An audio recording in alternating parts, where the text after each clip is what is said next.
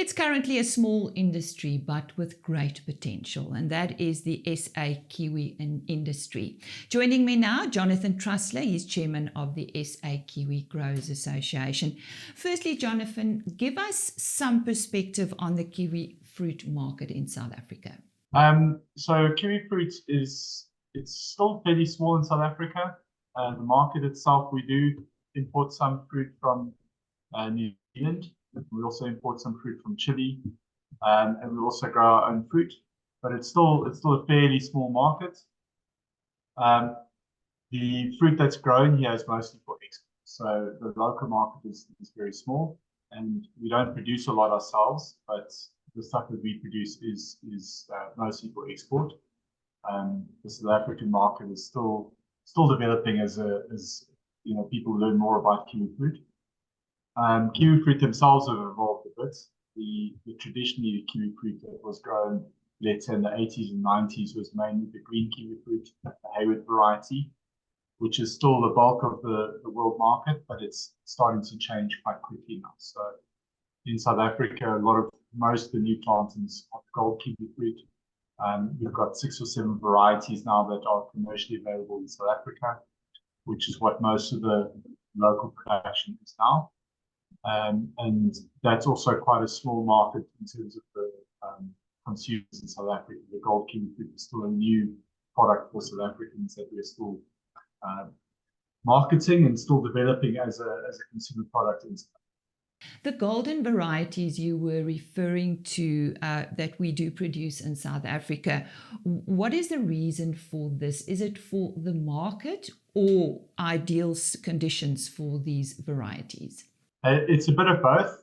So generally, the world market is moving towards gold kiwi fruit consumption, the consumers. Most consumers prefer it.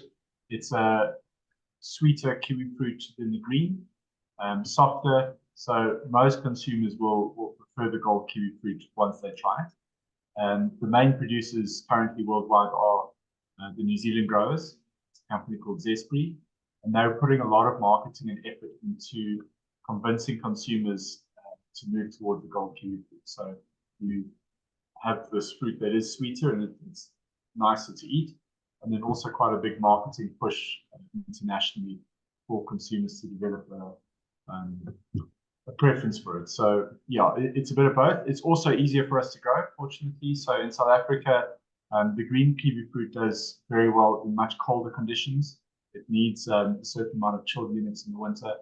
Whereas the gold kiwi fruit, there are a few varieties, but generally the gold kiwi fruit does better in warmer climates. So in South Africa, we don't have too many areas that have those very, very cold winter areas, winter climates. So the gold kiwi fruit, let's say, will do better in more regions in South Africa than the green kiwi fruit. So it's a bit of a double. It does grow better in South Africa, and it's also starting to be preferred by consumers. What are some of the challenges you are facing currently? Look, it's still a new crop in South Africa, the gold kiwi fruit. So the first plantings would have been around by 2014. So we still haven't really learned exactly how to farm it to the best of our abilities in our climates. Where we're farming generally, we're farming mostly in summer rainfall areas. There are a few growers in the Cape that are in winter rainfall areas, but most of the South African production is in summer rainfall areas, which we're still getting to grips with how to grow the crop best in those conditions. So the biggest producers worldwide are New Zealand, Italy, and then Chile, and obviously China as well, but that's mostly for the local market. And those are generally all in winter rainfall areas. So it's a very difficult or very different management of the crop in the summer rainfall versus the winter rainfall. So we're managing to do it, but we haven't quite perfected the recipe to farm it to the best quality and the best yields. If we look at what's happening in New Zealand, for instance, they're managing to do very, very good yields and very good quality consistently. They've been doing it for 30 or 40 years. So they've really worked out how to manage the variety in their climate to the best of its ability. The other thing in South Africa right now, we've got 4 or 5 gold varieties that are being planted commercially. and we just don't have enough data and time really to understand each of the variety with their own little nuances and how to farm them best. So yeah, it's still something that we're developing and something that we're learning a lot. We're still making some mistakes here and there, and there is still risk. But every year that goes by, we learn a bit more, and I think we get a bit better at understanding each variety in different climates of the farm. Jonathan, you're a producer in the Limpopo. What else do you grow, and where are our main kiwi production regions? Yeah, I actually I started with blueberries, and now I'm moving more towards kiwis. So kiwis is becoming my main focus. Yeah, what you'll see in South Africa, there's sort of at the moment clusters of kiwi growers. So there's sort of 4 or 5 clusters in different parts of South Africa. So where I am in Limpopo, Kloof, we've got a nice little micro environment here where there's a few farms now that are all developing together. Then in White River, in Nelspruit, Malanga, there's a cluster of farms there that are starting to become quite successful. Then there's a cluster in Natal, in the Richmond area, Richmond and Eston. Sort of 3 or 4 farms there that have developed quite nicely. Then in George, Barbour's, Kraal, and George itself, there's a few farms there. And then in the Western Cape, there's a few farms around Rawsonville. So there are other farms, scattered, but those are the main clusters, let's say, currently in South Africa, where we're getting clusters of farms quite close to each other, all developing together and growing together. Where do we export to? Mostly we send to the European Union. So at the moment we're very small in terms of the worldwide production. So our production just really gets taken up very quickly. So we haven't really had to look much further than the EU. There are some other markets that we send to. So we send some to the Middle East, some to the Asian markets, so Hong Kong, Malaysia, and Singapore. And then also some producers are starting to send to Canada. So it's mostly EU, and then a few other markets that we're starting to look at.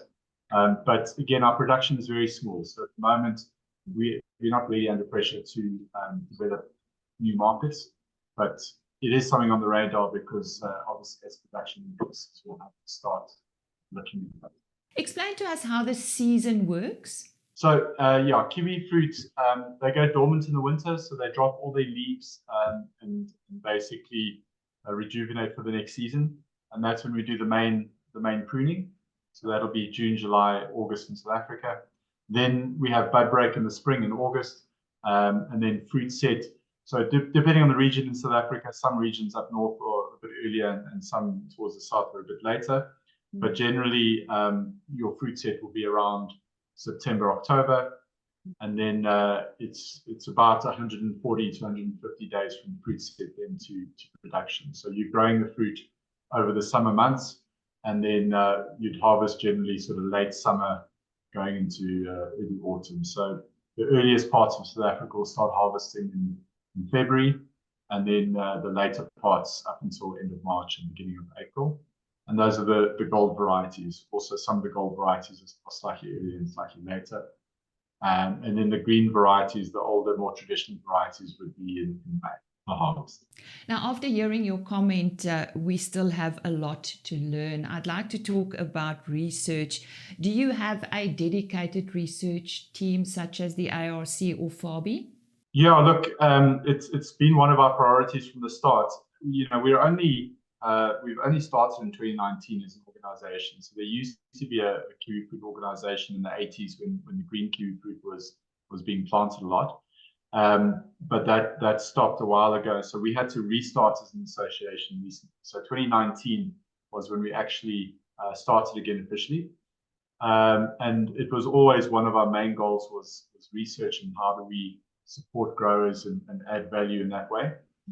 So we actually chatted to FABI early on 2020, and they've come on board and really supported us tremendously. So we've officially started a research project with them last year for the first time. So we've started now with a full-time PhD student at FABI who's doing her PhD thesis on kiwi fruit in South Africa. So yeah, it's exciting.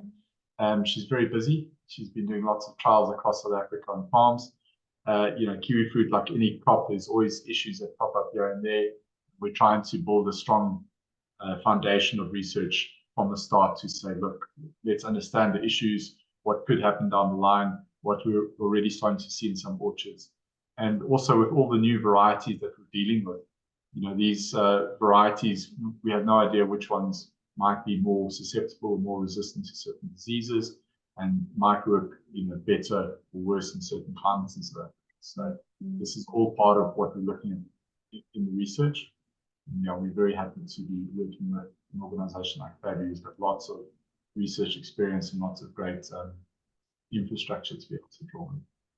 In closing, Jonathan, and thank you for your time, always a question from the consumer. Why is a kiwi fruit such an expensive fruit to buy?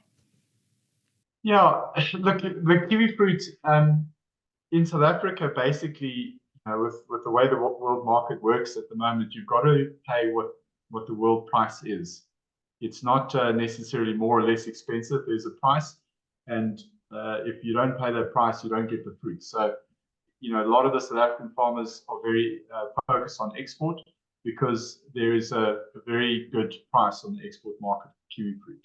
So even once you take in, obviously, the cost of freight and logistics, the best return for a South African farmer is to send the fruit across to Europe, and that's paying a lot of money for the sea freight.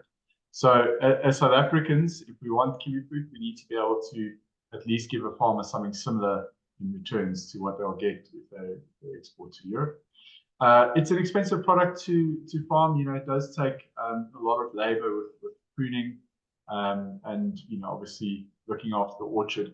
The gold kiwi fruit has got a big net structure, which comes standard as terms of farming it, because we need to create a nice environment for the fruit to grow and to produce good quality fruit. So we need to protect it from wind, from hail, and obviously give the plants the best environment that they can to thrive. So it's not a crop that is cheap to farm. It definitely does cost a lot of money in capital to set up, and then obviously to maintain year in, year out.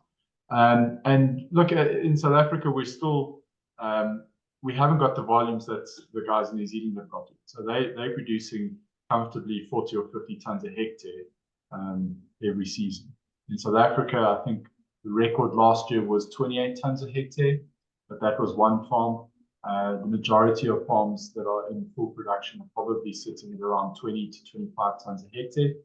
So, that's a lot less fruit per hectare to make the sums work. So we're still figuring out how to get the best out of the orchards and out of the varieties.